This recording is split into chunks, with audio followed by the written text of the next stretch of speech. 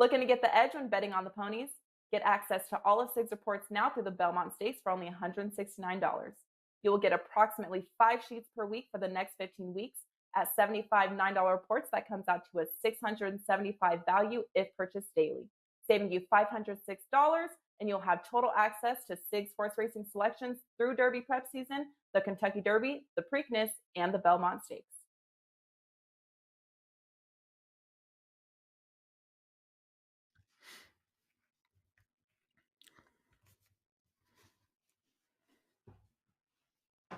Hey guys, welcome in. It's time for another edition of the Pony Pundits, powered by WagerTalk.com, as we are looking towards the weekend and the Florida Derby, just the latest on our quest to get to the Kentucky Derby. And of course, who better to discuss all of this with than these two gentlemen, the actual Pony Pundits, Marco D'Angelo and Sig. WagerTalk.com is where you can find them. And coming off of last week's blinkers, Louisiana Derby, Marco, is what we're doing right now as we get ready for this Derby. And we've seen a lot of horses move on from this race to make a lot of money and have a lot of success, obviously, in the Triple Crown, Marco. But let's look back before we look forward. Talk to me, Louisiana Derby last week. How's your blinkers doing? Everything all right? You know what? They say knowledge is power, and sometimes too much knowledge can just be dangerous. Guys, if you remember the show last week on Friday, I explained to you about the horse Proxy, what I saw watching the replay. I've owned horses since 1986. I said the horse got disinterested in the race. Going into that last turn, he lost a few lengths in the turn and then was flying in the stretch. He thought the horse was done, but he wasn't. And then they made a change, and I told you why they made that change. They put blinkers on to get the horse focused, keep him closer when he could win that race. So, yeah, that's what I do. I handicap. Well, Saturday, watching the races on TVG, I'm at home. I got all the TVs rolling. We're watching races all over the country. What do? About 5 races before the Louisiana Derby, they interview jockey John Velasquez. And it was like he just said the script that I read the day before, word for word of everything I said on Pony Pundits, and said, yes, when I got off the horse, I told the trainer, I forget the trainer's name right now, drawing a blank, put the blinkers on.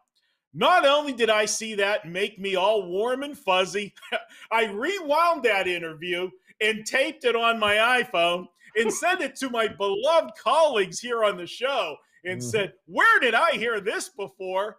And the text also said, this could really end bad for me. It did. He finished 4th. I got crushed. Full disclosure, and Joe hasn't stopped busting my cojones since. I deserve it, but you know what? Everybody talk. This is the equivalent, Joe. We do a lot of shows at Wager Talk, and people talk about closing line value, how you beat the number and you know what you're talking about. Well, you know what? I knew what I was talking about, but it didn't work out. Sometimes things just happen that way. But thank God we had a win this week. Our 3-year-old maiden made her debut, and it was a good one. So I did get the Proxy money back for me. It doesn't help you two guys, but sorry about that. Yeah, Sig, it's kind of funny. Like his own horse, we don't get a message about his own damn horse, but we do get a text about Proxy and blinkers and watch this interview. So don't even get me started on that, Marco. Sig, how you been, brother? You're continuing to crush it here at Gulfstream again. I know we saw the commercial in the front there, the opportunity to be able to hop on with you for $169 and get every one of your daily racing programs here at WagerTalk.com. But excited for tomorrow, but again, just crushing Gulfstream all season long. Yeah, Joe, it's been a great month of March for us at Gulfstream. We've been at Gulfstream for the entire championship meet, which was basically going back to November when they opened it. But the month of March has been really magical for us. We were nailing up until, I think, early this week, 70% of our first or second selection winners, first or second selections were the winners at Gulfstream. So we have been doing pretty well with the multi-race wagers and finding the winners, cash and tickets. So it's been working out pretty well. A little bit sad to see this Gulfstream meet end on Sunday, the championship meet, but all that means is next week we get to Open Keeneland, and that's my favorite track. So looking forward. All right, I'm excited stuff. And by the way, guys, don't worry. If you want to get on Marco's text list, it's real simple. Tomorrow on Saturday, in fact, he's giving you the opportunity. If you head over to WagerTalk right now, for $39, you can get every one of his plays across all sports. And I can tell you right now, loaded weekend in the world of sports, guys. Sweet 16 going on. The association, Marco continues to roll in, and obviously the bounce back here in Florida for the Florida Derby at Gulfstream Park. Just $39 if you visit Marco. Go to his page. You don't need a coupon code or anything. Opportunity right now for $39. Get every one of Marco's plays for tomorrow on Saturday. All right, guys, it is time to talk some Florida Derby. And as we do each and every show here, we draw straws as to who gets evens and who gets No, we kidding. We just want to screw Marco every chance we get. So here's what we're going to do, Sig. Here's what we're going to do. We're going to go with number one, Sig. We're going to run through all 11 of these horses here for this Grade 1 Stakes at Gulfstream Park, the Florida Derby. And we're going to give you first up here, Sig. We're going to talk ourselves a little Nova Rags, 12-1 morning line on this one, a Bill Mott horse. Talk to me about Nova Rags. Actually, Joe, I think Nova Rags is really interesting in this spot here. The Bill Mott trained colt out of Union Rags won his debut at Belmont back in October. It's notable because Mott rarely trains his horses to perform well in their debut, and he usually uses it as more of a learning experience. So for one of his horses to come out and win in debut means he's probably got a pretty good horse there. They brought him back in November at Aqueduct in the Nashua, going a mile. It was the first time he was going a mile. He got the best of him. He basically was on the pace for most of the race before petering out in the stretch run. But he came back for his 3-year-old debut in February and won the Pasco at Tampa at one of the races along the Tampa Trail. And then I came back and ran second to Candyman Rocket in the Sam F. Davis, also at Tampa. Very easily, Mott could have brought this horse in and said, okay, we're just going to the Tampa Bay Derby. We've been on the Tampa Trail. But I think it shows a lot of confidence in the colt with him taking him to Gulfstream against some tougher competition. I think this colt's going to be flying under the radar, and he could be sitting on a nice race here. I'm definitely using him underneath on my exotic tickets. All right, good stuff. We're going to move on to number 2 here, Marco. Quantum Leap making, the leap from what? Maiden winner to Grade 1 starter in the Florida Derby here. Talk to me. 20-1 morning line. Miguel Vasquez on top. What do you like about Quantum Leap? Not much, I'll tell you that. There's going to be a pattern you're going to see with the horses I drew with the even-numbered horses in this race. Quantum Leap, it took him 3 attempts before he broke his maiden, and he was in the lower rung maiden maiden special weight. And more importantly, when you talk about horses that are making leaps from the maiden ranks and into a stakes race, it does happen. And, horse is impressive, so forth. They got to start somewhere. But you look at this horse, in his 3 races, the first 2, he did finish third. So you got a little bit of excitement with him. He went off that race 51-1 in his debut. So obviously the connections didn't think much of the horse with him going off that much, didn't take any money. Then, because of the 3rd place finish, did go off 9-1 last time in his second start and was a big disappointment. And then finally got it done in his 3rd start. And again, in that one, he went off 22-1. So for me to see this horse moving forward and competing in this race, he would need a quantum leap in talent difference from the last 2 races to be competitive here. I don't like him here. Maybe he can, if you're playing superfectas, maybe he sneaks on the 4th line there, finishing out the superfecta, but I don't see him as a factor in the Florida Derby. All right, we're going to move on to number 3, Giraffles. I'm going to butcher this name here, Sig, but you're going to help me on this. And mostly I'm going to butcher it because the damn horse don't have a point yet when it comes to this race to the Kentucky Derby. So talk to me. We're talking Holy Bull, I believe, and Fountain of Youth that both raced in there. I believe finished 5th in both there. But not a lot of points heading into this race. Right. He would need a huge performance in this race to earn himself a spot in the Kentucky Derby field, and I don't think he belongs there. The Colts out of Social Inclusion, who was known as a sprinter in his heyday, this horse won at 6.5 furlongs in his debut over a wet fast track at Gulfstream West. And all of a sudden, the connections think that they have themselves a Derby horse. Ship him out in the Holy Bull. He finishes 5th, puts him into the Fountain of Youth, finishes 5th. And he had good riders both times there. The trainer is a good trainer, Gustav Delgado. He had Velasquez aboard for the Holy Bull, and then followed that up with Castellano on for the Fountain of Youth. I don't think this horse wants this distance at all. I don't think he's a top-tier 3-year-old here. And while the speed figures have improved with every race he's raced, he's not shown the ability to be a factor against the field he's going to see in this Grade 1 on Saturday. He has to get off to a better start as well. Almost every one of his starts, he breaks last in the field, and it gives himself a lot more work to do. So this horse to me is a toss. I don't think he has a shot against these other horses in this field. All right, well, moving on, and Marco was excited about Quantum Leap. I know he loves number 4, Southern Passage. 30-1 in this one here, Marco.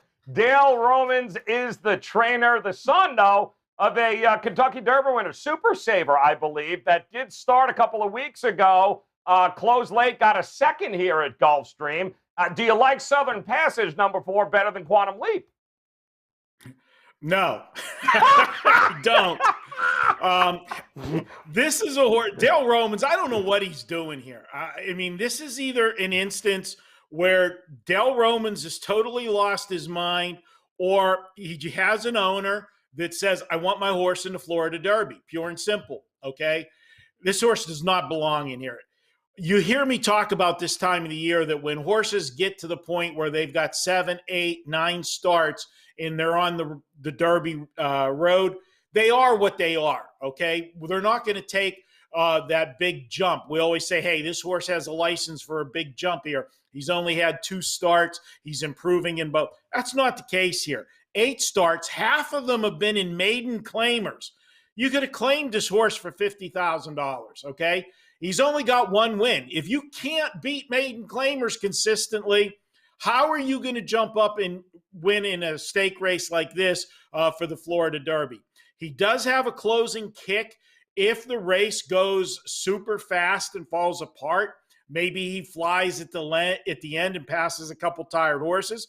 But I don't see a super speedy Florida Derby here this year. So Southern Passage, I'm passing. Goodbye. Oh. These are some crap horses you got, Marco. I'll tell you that. Number 5, Known Agenda, Sig. Talk to me here, my friend. This is interesting because I'm going to use a word, and Marco, cover your ears. Blinkers seem to have made the difference here with number 5, Known Agenda. 5-1. Wasn't great at the Sam F. Davis, but you know what? Race back on the 26th at Gulfstream. Pretty darn impressive there, Sig. What do you think of a Known Agenda in this one? You're right about the blinker part, but also the other thing to notice on that performance is that was the first time he had Lasix, and coming back off of that, he won't have Lasix with this being a stake race in Florida. So, it's going to be interesting. I like this horse. I think this is Pletcher's best shot at having a Derby horse this year. It's out of Curlin, and I think he relishes the longer distances here, being a Curlin. That was 11th length victory in that last race that you talked about. They added blinkers. They also added the Lasix, and that was here at Gulfstream. Irad Ortiz returns to take the mount again, and he was aboard for that last outing. When the two of them team up, Pletcher and Irad Ortiz, they're winning at a 33% rate. That's always going to raise an eyebrow. I expect the St. Elias stable homebred to be a factor in this field, and I think he's one of the top contenders in the field at a price here. Like I said, it's probably Pletcher's best shot at a Derby horse this year. I expect this one to be ready to fire, and he did make my top selections. We'll get to those shortly. All right, Known Agenda number 5. All right, Marco, I know you're sitting on this one. I know it's got Sig's name in it, and you didn't even give it to Sig. Siglioso, 30-1 here, Marco. I believe locally trained horse here in the South Florida area. Is this a 30-1 morning line shot that you think has a chance? Well, I'll tell you what. I will say this much.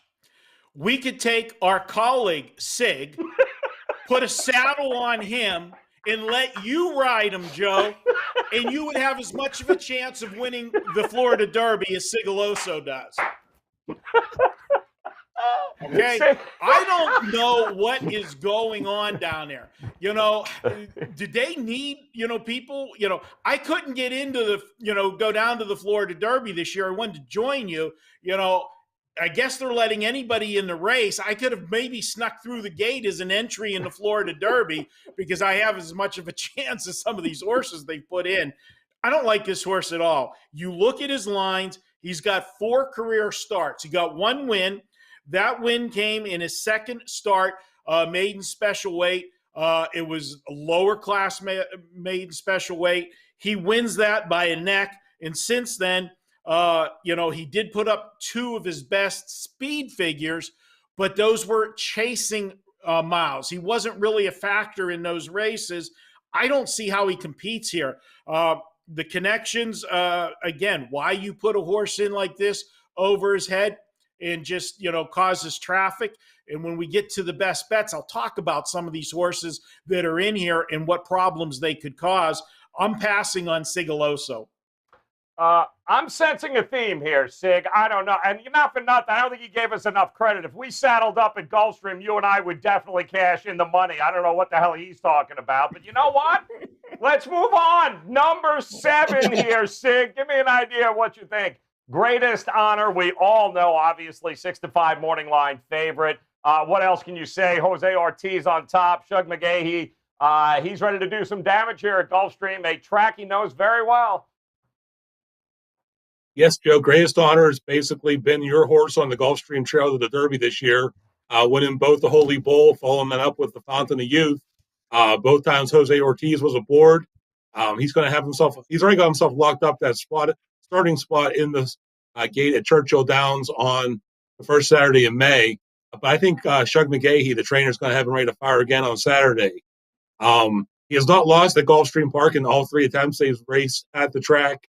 And he will definitely be your post-time favorite, and he is your morning line favorite here. But I don't think we're going to be able to bet him, guys. He's going to be even money or less here against a pretty quality field. And you're not going to make any money betting even money horses over the course of any amount of time, let alone just one race. He is the horse to beat in this field. We're not betting him. He did make my top selections, but I am going to try to beat him and make us a little bit of money here on Saturday. So Greatest Honor is probably your best shot at having a winner here. If you want to make some money, stick around. We'll get to that. Perfect. All right. Now, Marco, listen, Soup and Sandwich, number 8. We're getting better, 20-1. If John Velasquez does an interview and you send it to me, I'm not betting it. I'm telling you right now. So talk to me. What do you think about Soup and Sandwich? Well, considering I haven't had lunch yet, I could go for a Soup and Sandwich right now. And Soup and Sandwich, whether it be the horse that we're talking about or the lunch, it was definitely more intriguing than any of the horses I got to talk about yet so far. This is a horse that's 2 for 2, comes out from a good trainer, Mark Casse. Now, with this one, we talk about, okay, we don't know where the ceiling is for this horse because he's just started out, and he's done what he's been expected to do in the 2 races. Not only did he win those races, but look at the odds board.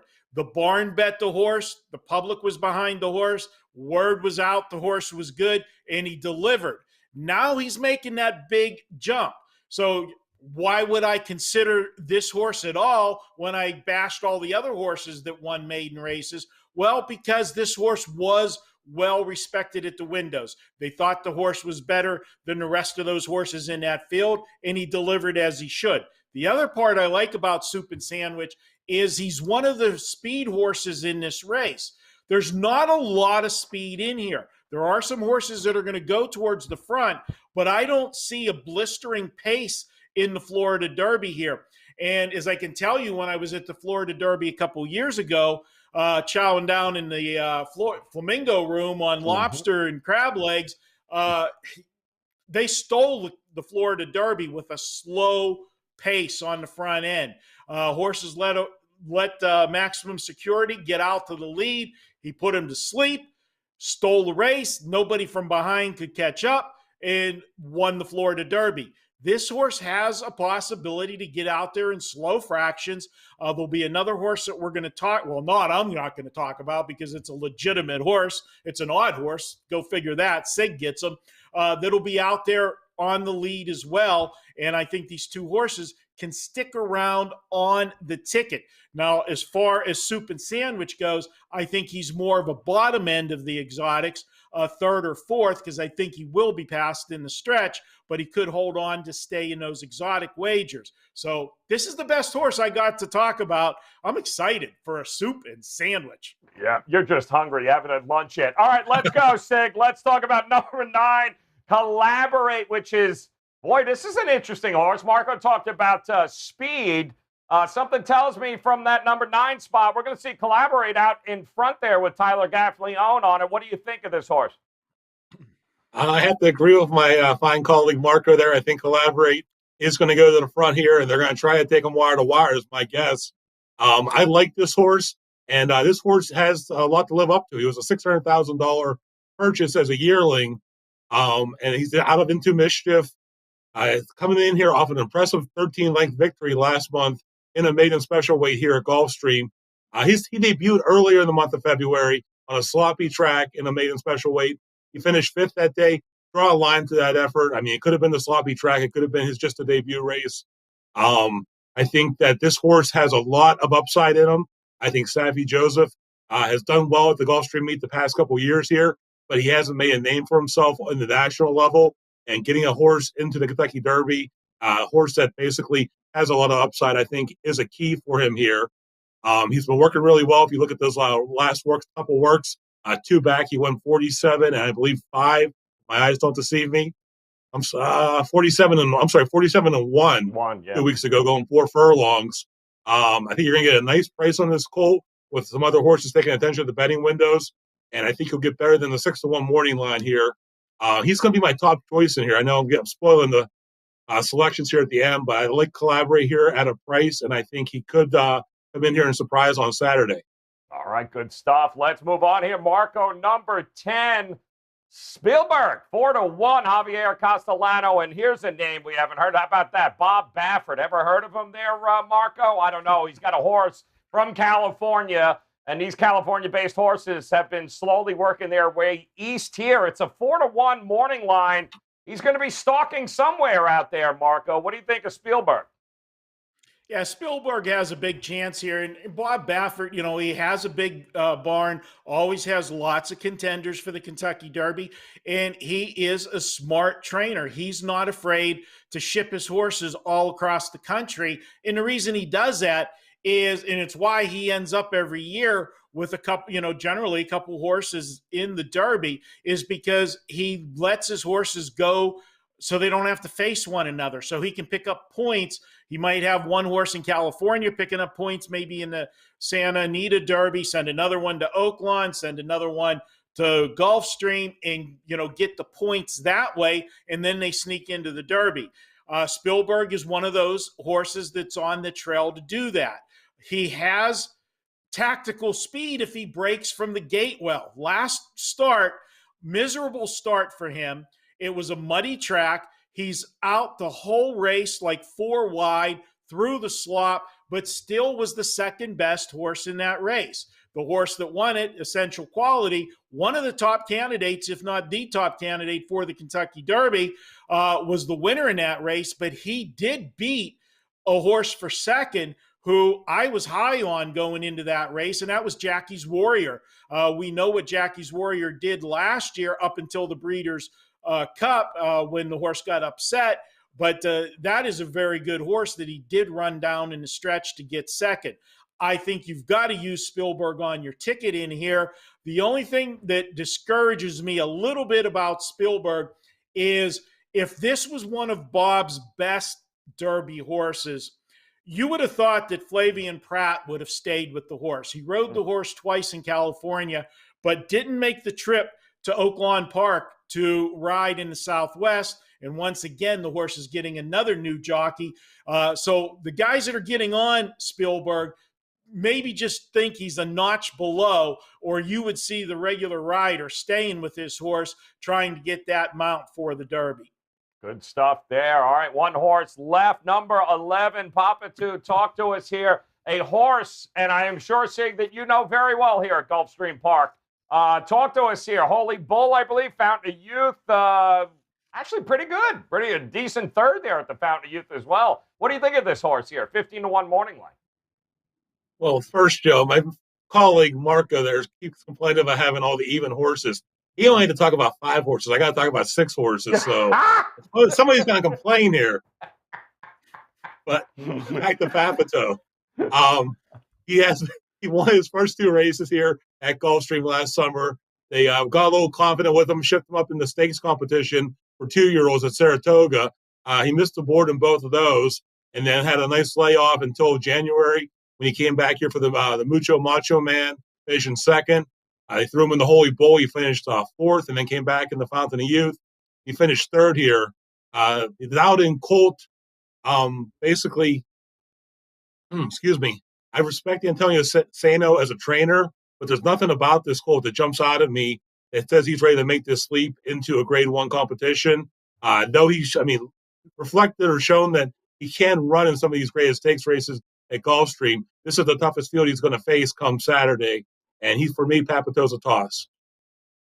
Papito's a toss there for Sig. All right, it is about that time, guys. Best bets here. We're going to see what their favorite horses are on the card here, but I do just want to remind you of the opportunity to head over to WagerTalk.com. Both Marco and Sig, opportunities galore to make it a profitable weekend. Marco, in fact, on Saturday, all day on Saturday, you can get every one of his plays, all access, not only for the Derby, but of course, any college basketball, any NBA, anything that Marco's going to throw up. Just $39 right now by visiting Marco at WagerTalk.com. And, of course, you can get every one of Sig's selections, not just tomorrow at Gulfstream, but right up through the Belmont for $169. It's pretty simple here, guys. Just go to wt.buzz/Sig.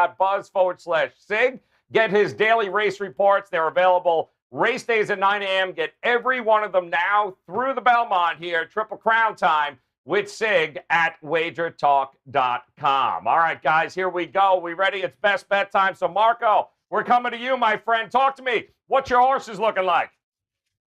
Am I allowed to take any odd number horses? None. Hey, Joe, I just want to add there, you gave me a nice plug on the promotion, but you forgot the biggest part of it.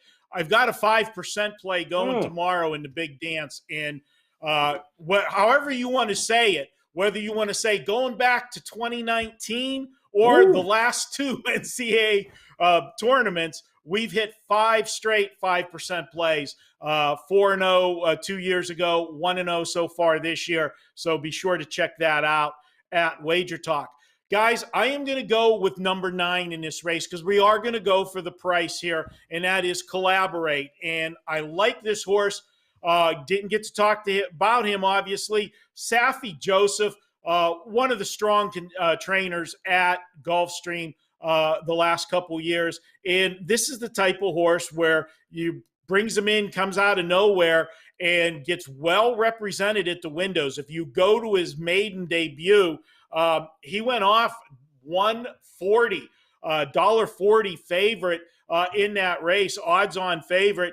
He finished 5th, but if you go back and watch that race, he broke out of the 10-hole, broke last, got to the rail right away, and then tried to maneuver his way through, had traffic down the stretch, and guys, whenever they hit the wire, there was like 5 horses across the wire. He only got beat a length and a quarter. So very good showing. Comes back, breaks well out of the gate in the second start, never looked back. And if you watched Tyler Gaffleone in that race, he never went to the whip. All he did was shake his hands with the lines a little bit, and this horse took off in the stretch. So I think he's got a lot more in the tank. And as I say so often, these horses that only have 2 or 3 starts under their belts, that next big jump would not surprise me at all. And because I don't think there's a lot of speed in here, I think he's going to be on the front end, possibly alone. We talked about the 8 having some speed. And if he slows the fractions down, it's going to make things tough for the horses coming at him. The horse that'll be coming at him will be number 7, the big favorite in here, Greatest Honor. Now, the reason I am going to go for the upset here, Joe, and this again is my horse knowledge that sometimes gets me into trouble. Sig already alluded to it. Greatest Honor's got 60 points. In every other year, that pretty much guarantees you a spot in the Kentucky Derby in the top 20. So he doesn't need any points. That doesn't mean they don't want to win the race. But as an owner, I can tell you the big prize is the Kentucky Derby. You don't want to race this horse's guts out and then have him bounce for the Derby. Yeah, Florida Derby's nice on your resume, but a Kentucky Derby winner when they go to the breeding shed, that's much bigger. And so if they can win this race, they will. But I think Greatest Honor will do what he does best, and that's going to be coming from behind. But they're not going to cave his rib cage in, beating him down the stretch to try to get up for the win. If he gets there, he gets there. But I think he'll be charging late, and I will be using him in the second spot.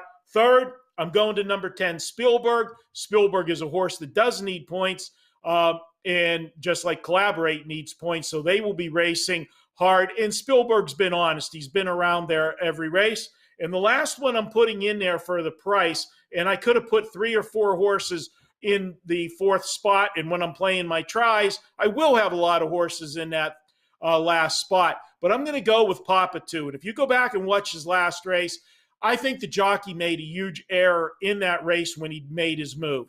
I think he made his move just a tad too soon. He passed a ton of horses, and he was doing it all through the turn when he was out wide. He gave up so much ground, and then the horse that's the favorite in this race, Greatest Honor, just swooped by him, but he still paced forward through the stretch. I think if they save that move to the top of the stretch and not lose all that ground wide, that this horse is going to be closer at the finish line, and he'll be coming with Greatest Honor. So I put him 4th on my ticket. All right, there you go. 9, 7, 5, 10. No soup and sandwich. A little disappointed there in you, Marco. Thought for sure you would have went the food route. All right, Sig, your turn, my friend. Talk to me about the card. Okay, guys. Well, first off, you guys are watching. I think they got the graphics for Marco's selections and mine mixed up here. Oh, no. He Oh, he did have He went 9, 7, 10, 11, guys. Yep. I'm going 9, 7, 5, 10 here. Marco said pretty much everything that I needed to say about Collaborate. I think he's going to be a nice price here. I think he has a ton of upside. He is going to be my top selection. I still think Greatest Honor is a horse to beat in here. If you guys remember last year's trail to the Kentucky Derby, his law came in here and basically blew them away in the Florida Derby. And if that the Kentucky Derby occurred that first Saturday in May, I think he would have still been ready. It being pushed back to that first weekend of September, I think cost him a Kentucky Derby victory. But I think Collaborate's going to be ready to fire here. Greatest Honor, like I said, I think he'll still be ready to fire here. But as Marco said, they don't need the points here, so they're not going to use up their horse with a month to go before the end goal, which is the Kentucky Derby. The 5 known agenda, I said I had some concerns about him racing without the Lasix. But like I also said in my analysis, Todd Pletcher doesn't really have a key horse on the Derby Trail this year. This is probably his best shot. I expect a big effort out of Irad and Pletcher with known agenda. And then you can never pass up Bob Baffert in the Kentucky Derby prep race. Spielberg 4-1 is my 4th choice in here. JJ Castellano hops aboard for Baffert. He will be a different rider here, but Spielberg has shown the ability to race well in stakes competition, and I expect a good run out of him. You never know. Baffert says these horses show up sometimes. He may just end up blowing the field away. He had some nice works right before this here, but I'm going 9, 7, 5, 10 here. There were a couple other horses I would use underneath, and that one actually, Soup and Sandwich that Marco talked about or was streaming about during the show. Soup and Sandwich, I think, is your best long shot in here.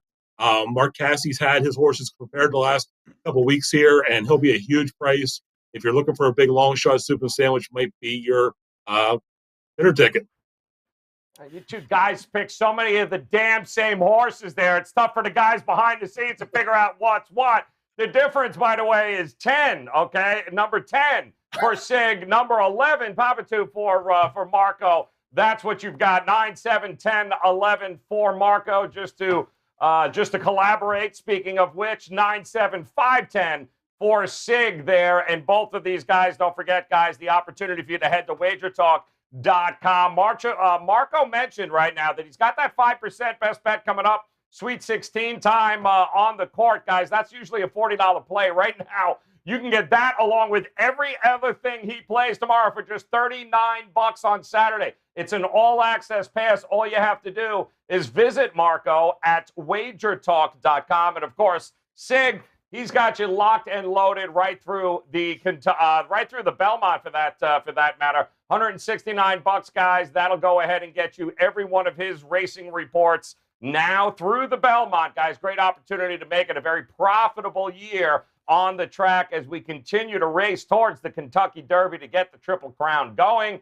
Don't forget, WagerTalk.com. Visit Marco D'Angelo. Visit Sig there, and let's make it a profitable weekend. So on behalf of Marco D'Angelo, he is Sig. Visit these guys, and then, of course, come back and join us again next week for another edition of the Pony Pundits. Best of luck, guys. We'll talk to you next week. Looking to get the edge when betting on the ponies? Get access to all of Sig's reports now through the Belmont Stakes for only $169. You will get approximately 5 sheets per week for the next 15 weeks at $75 $9 reports. That comes out to a $675 value if purchased daily, saving you $506, and you'll have total access to Sig's horse racing selections through Derby prep season, the Kentucky Derby, the Preakness, and the Belmont Stakes.